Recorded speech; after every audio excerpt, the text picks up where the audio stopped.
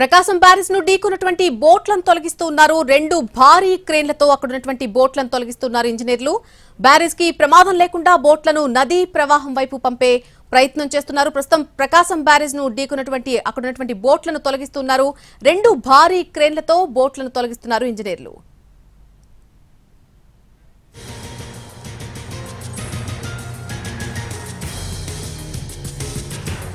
Barrage కి ఎటువంటి ప్రమాదం లేకుండా బోట్లను నదీ ప్రవాహం వైపు పంపే ప్రయత్నం చేస్తున్నారు. ప్రస్తుతం ప్రకాశం బ్యారేజ్ ను ఢీకొన్నటువంటి ఆ బోట్లను తొలగిస్తున్నారు అధికారులు. దీనికి సంబంధించి పూర్తి అప్డేట్ బ్యారేజ్ దగ్గర నుంచి మా ప్రతినిధి రాము అందిస్తారు. రాము, నళిని, ప్రస్తుతం అయితే మాత్రం ప్రకాశం బ్యారేజ్ వద్ద ఇరుక్కున్నటువంటి బోట్లు ఏవైతే ఉన్నాయో ఆ బోట్లన్నింటినీ కూడా ప్రవాహ వేగంతో పాటు పంపించేసే విధంగా చేయడం కోసం 2 భారీ క్రేన్లను, అంటే అతి పెద్ద క్రేన్లు ఏవైతే మాక్సిమం పరిశ్రమల్లో ఎక్కువగా వినియోగిస్తూ ఉంటారు, ఆ క్రేన్లను కూడా ఇక్కడ వినియోగిస్తూ వాటిని ఆ బోట్లను తప్పించేటందుకైతే మాత్రం పూర్తిగా చర్యలు అయితే చేపడుతున్నారు. దీనికి సంబంధించి ఇక్కడ బోట్లకు చూడొచ్చు మనం మొత్తం కార్యక్రమం అంతా, అంటే 2 బోట్లను కూడా లాక్ చేసి వైర్లతో లాక్ చేసిన, అంటే కేబుల్స్ తో లాక్ చేసినటువంటి పరిస్థితి అయితే ఉంది. కేబుల్స్ తో లాక్ చేసి ఈ కింద మనం చూడొచ్చు, ఆ కిందకి వెళ్తే కనుక ఆ కింద చూస్తే ప్రతి బోట్ కి కూడా ఒక లాక్ కనెక్ట్ చేసి ఆ లాక్ లో నుంచి దాన్ని పైకి తిప్పేటందుకు ఆ బోట్ ని రివర్స్ చేస్తున్నారు. అది కూడా మనం గమనించవచ్చు. ఏదైతే వెనక్కి వంగిపోయినటువంటి బోట్ ఉందో దానిని డైరెక్షన్ మార్చేటందుకు ముందుగా దాన్ని ప్రవాహ వేగంతో సమానంగా డైరెక్షన్ మారిస్తే అది ఆ డైరెక్షన్ లో తిరిగి ప్రవాహంలోనే వెళ్లిపోయే విధంగా కూడా చేసినటువంటి పరిస్థితి అయితే ఉంది. ఈ రకంగా అంటే మొత్తం డైరెక్షన్ మార్చడం ద్వారా ముందుగా దానిని ప్రవాహ వేగంతో పాటు పెట్టుకున్న తర్వాత గేట్లను ఎత్తేసి, అంటే ఏ గేట్ వైపు నుంచి అయితే ఆ బోటు ఇరుక్కుందో ఆ గేటు వైపు దానిని లిఫ్ట్ చేసి అటువైపు తిప్పుకున్న తర్వాత అది పూర్తిగా ప్రవాహ వేగంతో పాటు బయటికి వెళ్లిపోయేలాగా చేస్తున్న పరిస్థితి అయితే ఉంది. దాదాపు 10 నుంచి 20 మంది ఆ డైరెక్షన్ మార్చేటటువంటి పనిలో ఆ లిఫ్టింగ్ క్రేన్ చైన్ అంటాం దీన్ని, ఆ లిఫ్టింగ్ క్రేన్ చైన్ ని తిప్పుతున్నటువంటి పరిస్థితి అయితే ఉంది. ఆ లిఫ్టింగ్ క్రేన్ చైన్ ఏదైతే ఉందో అది ఎంత వేగంగా తిప్పితే అంత వేగంగా అది ఆ బోట్ ని లిఫ్ట్ చేసేటటువంటి పరిస్థితి అయితే ఉంటుంది. అది లిఫ్ట్ చేసిన తర్వాత అది తిరిగి డైరెక్షన్ మారి వచ్చేటటువంటి పరిస్థితి ఉంటుంది. మారిన తర్వాత అది ప్రవాహ వేగంతో పాటు వెళ్ళిపోయి అది ముందు ఎక్కడైనా చిక్కుకుని ఆగిన తర్వాత ఆ బోట్ ని రికవర్ చేసుకోవచ్చు. అయితే అప్పటిదాకా ముందు ప్రకాశం బ్యారేజీ వద్ద ఉన్నటువంటి ప్రమాదకరంగా మారినటువంటి ఈ బోట్లను అయితే మాత్రం పూర్తిగా తీసేయడం అయితే జరుగుతుంది. ప్రకాశం బ్యారేజీకి ఎటువంటి ఇబ్బంది కలగకుండా చేయడానికి అయితే మాత్రం అధికారులు అయితే ఈ రకంగా చేసినటువంటి పరిస్థితి అయితే ఉంది. అయితే దీనికి సంబంధించి ఇక్కడ సీనియర్ ఇంజనీర్ ఉన్నారు. సార్ చెప్పండి, ఈ విధానంలో చేసినప్పుడు ఎలాంటి పరిస్థితి ఉంటుంది? అంటే బోట్ ని డైరెక్షన్ మార్చడంలో ఈ రకంగా చేస్తే ఎంత ఈజీగానే ఉంటుందా, ఏమైనా వేరే విధానం ఏమైనా ఉందా? ప్రయత్నం చేస్తున్నామండి. ఆ ప్రయత్నం త్వరగా సఫలం అవ్వాలని కోరుకుంటున్నాం. అంటే ఇది ఏ విధంగా ఉంటుంది? ఇప్పుడు అదే ఒకదాని మీద ఒకటి ఎక్కుందండి, అందువల్ల ఎక్కడ అది వాటర్ మీద ఉంటే ఈజీగానే ఫ్లో అయ్యేది. ఒకదాని మీద ఒకటి ఎక్కి పట్టేసింది ఎక్కడో, అందుకని అది ఎక్కడికి కదలట్లా. అందుకని 2 క్లియర్ను పెట్టినా కూడా కదలట్లేదు, అందుకని ప్రయత్నం చేస్తాం. సో ఇప్పుడు దాన్ని కదిపి ప్రవాహ వేగంతో పాటు ఉంచేసి పంపేస్తారా, ఇంకేమైనా ఉంటుందా? అది తర్వాత అండి, ముందు అసలు కదిలి డైరెక్షన్ ఏమైనా మారితే అప్పుడు చూస్తాం. డైరెక్షన్ మారితే అప్పుడు చూస్తారు. అంటే ఇది ఎంతసేపు పడుతుంది యాక్చువల్ గా? అది మేము చెప్పలేమండి. ఓకే, అంటే ఇంకా ఇలా ప్రయత్నం చేస్తూ ఉండడమే.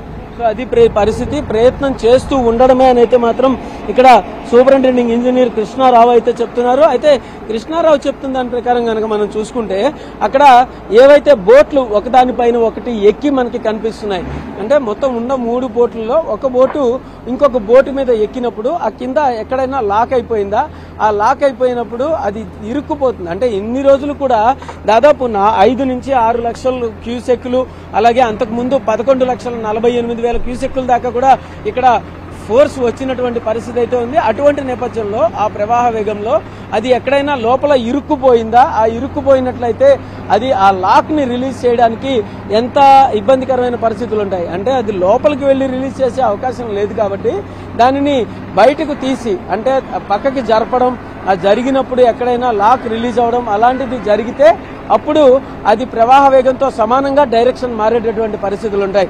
అటువంటి పరిస్థితులు తీసుకురావడం కోసం కూడా ఇంజనీర్లు అయితే పూర్తి స్థాయిలో ప్రయత్నం చేస్తున్నటువంటి పరిస్థితి అయితే ఉంది. అయితే దీనిలో మనం చూడొచ్చు, ఇక్కడ నుంచి ఒక వ్యక్తి వీళ్ళని డైవింగ్ చేసే వాళ్ళు కూడా ఉంటారు. వీళ్ళతో పాటు వీళ్ళు ఎక్కడైనా ఏదైనా ఇష్యూస్ ఉన్నా కూడా వెంటనే క్లియర్ చేసుకుంటూ పనిచేసేటటువంటి పరిస్థితి అయితే ఉంటుంది.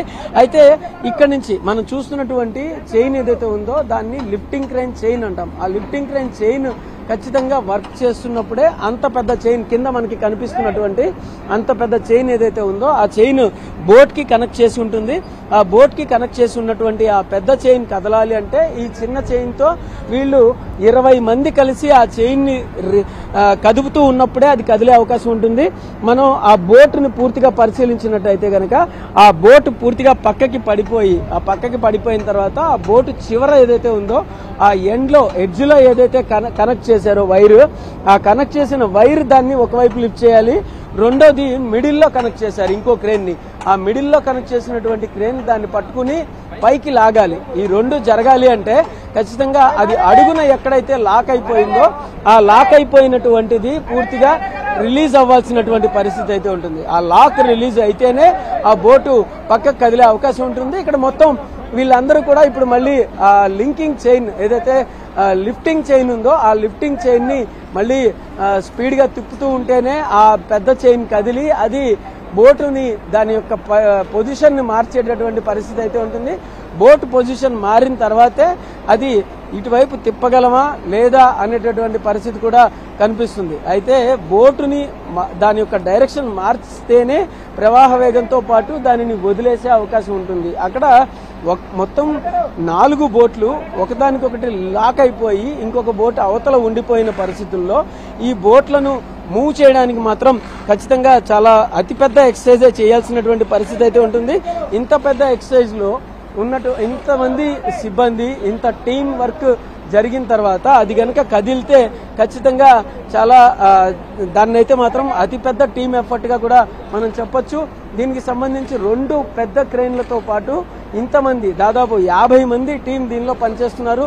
దీనిలో బెకెమ్ కంపెనీ ఏదైతే హైదరాబాద్ కి చెందినటువంటి కంపెనీ ఉందో ఆ కంపెనీ టీం కూడా దీనిలో పనిచేస్తున్నటువంటి పరిస్థితి అయితే ఉంది. దీనికి సంబంధించిన బెకెమ్ కి సంబంధించినటువంటి ఇంజనీర్లు కూడా దీనిలో వర్క్ చేస్తున్నారు. వాళ్ళు కూడా దగ్గరుండి అంటే వాళ్ళ ఎక్విప్మెంట్ తో దీన్ని పర్యవేక్షించే పరిస్థితి అయితే ఉంది. దీన్ని ఎలా చేస్తున్నారు, పర్టికులర్ గా ఆ బెకెమ్ కంపెనీ ఏ రకమైనటువంటి ఇంజనీరింగ్ విధానాన్ని వాడుతుంది అవన్నీ కూడా చూసుకుంటే గనక ఇక్కడ సార్ చెప్పండి, ఎటువంటి ఇంజనీరింగ్ విధానం వాడుతున్నారు? అంటే వీటిని రిమూవ్ చేయడానికి 2 భారీ క్రేన్లు వాడుతున్నారు.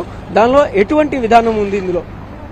2 క్రైన్లతోటి ముందు టిల్టింగ్ చేయాలి. పొజిషన్ ఫ్లోటింగ్ మీద నుంచి ఫ్లోకి ఎగ్నెస్ట్ గా లేకోకుండా దాన్ని ముందు టిల్ట్ చేయాలి.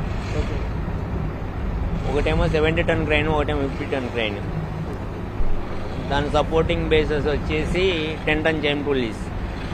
అయినా బోటు ఒకదాని మీద ఒకటి స్ట్రక్ అవడం వల్ల దీనందుకు కొద్దిగా టైం పడుతుంది. ఫస్ట్ దాన్ని నార్మల్ పొజిషన్ తీసుకొని రావాలి. నార్మల్ పొజిషన్ తీసుకురావాలంటే కొద్దిగా టైం పడుతుంది.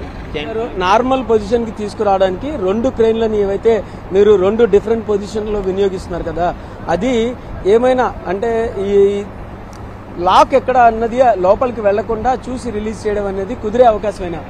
అదే డైవింగ్ టీం కూడా వస్తున్నారు, నైట్కి వస్తారు వాళ్ళు. డైవింగ్ టీం వచ్చి నైట్కి వచ్చిన తర్వాత రేపు మార్నింగ్ వాళ్ళు డైవింగ్ టీం వాళ్ళు లోపలికి వెళ్తారు. ఎక్కడ పట్టుకుంది అనేది వాళ్ళు ఐడెంటిఫై చేస్తారు. అంతవరకు మేము ట్రై చేస్తున్నాం మాక్సిమం. డైవింగ్ టీం వచ్చిన తర్వాత ఫర్దర్. డైవింగ్ టీం ఎంతమంది ఉంటారు సార్? వాళ్ళు 10 మెంబర్స్. అండర్ వాటర్ కటింగ్ చేసి 3 పీసెస్ కింద తీయాలని ఒక ప్రొసీజర్. నెక్స్ట్ ప్రొసీజర్ వచ్చేసి బెలూన్స్ తెప్పిస్తున్నాం. బాంబే నుంచి బెలూన్స్ వస్తున్నాయి, 10 టన్ కెపాసిటీ బెలూన్స్ వస్తున్నాయి. బెలూన్స్ కనెక్ట్ చేసి దాన్ని బయటికి తీసుకెళ్లాలనేది ఒకటి option. Second option cutting. So అది పరిస్థితి. 3 మొత్తం 2 ఆప్షన్స్ చెప్తున్నారు ఆయన. ఒకటైతే 10 మంది డైవింగ్ టీం వచ్చి వాళ్ళు నీళ్లలోకి వెళ్లి పూర్తిగా నీళ్లలోకి వెళ్లిపోయి ఆ నీళ్లలో దాన్ని చెక్ చేసి ఆ నీళ్లలోకి వెళ్లిపోయి ఆ బోట్లను కట్ చేసి అడుగున 3 పీసుల కింద బోట్లను కట్ చేసి తప్పించే ప్రయత్నం చేస్తారని అయితే తెలుస్తుంది. అయితే ఒకవేళ ఆ 3 పీసులుగా కట్ చేయడానికి వాళ్ళు డైవింగ్ టీం వెళ్ళినప్పుడు అక్కడ కూడా ఏమైనా అవరోధాలు ఏర్పడితే, ఒకవేళ అటువంటి అవరోధాలు వచ్చినట్టయితే కనుక ఈసారి బెలూన్లు అంటే నీళ్లలోకి బెలూన్ని దింపి దాన్ని బెలూన్ని రేస్ చేయడం ద్వారా బోట్లను పక్కకి జరిపి తప్పించేటటువంటి అవకాశం కూడా ఉంటుంది. ఈ విధంగా వాటిని పూర్తిగా రిమూవ్ చేయడానికి అయితే మాత్రం అన్ని రకాల ఏర్పాట్లు చేస్తున్నారు. అయితే కొంతమంది ఎవరైతే ఈదడం వచ్చిన వాళ్ళు ఆల్రెడీ బోట్ల దగ్గర జాగ్రత్తలు తీసుకోవడానికి కావాల్సిన వాళ్ళు అక్కడ కిందే ఉండి వాళ్ళు అక్కడ పరీక్షిస్తున్నటువంటి పరిస్థితి అయితే ఉంది. ఎక్కడైనా ఏదైనా లింకులు ఊడిపోయినా, లింక్ కదిలిపోయినా కూడా వాళ్ళు దగ్గర ఉండి ఆ లింక్స్ ని రిలీజ్ చేసుకుంటూ జాగ్రత్తగా తీసుకునేటటువంటి అవకాశం అయితే ఉంటుంది. మనం చూడొచ్చు, మొత్తం పైకైతే మాత్రం 2 బోట్లు కనబడుతున్నాయి, వాటి అడుగున ఇంకో 2 బోట్లు ఉన్నాయి.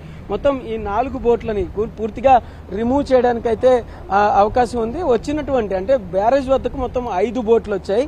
5 బోట్లలో ఒక బోట్ ఆల్రెడీ ప్రవాహంలో కొట్టుకుపోయినటువంటి పరిస్థితి అయితే ఉంది. ఉన్న 4 బోట్లు కూడా ఒకదాని మీద ఒకటి ఉండడంతో వాటిని రిలీజ్ చేయడానికి ఇలా 3 రకాల ప్రొసీజర్స్ ను వినియోగిస్తున్నటువంటి పరిస్థితి అయితే ఉంది.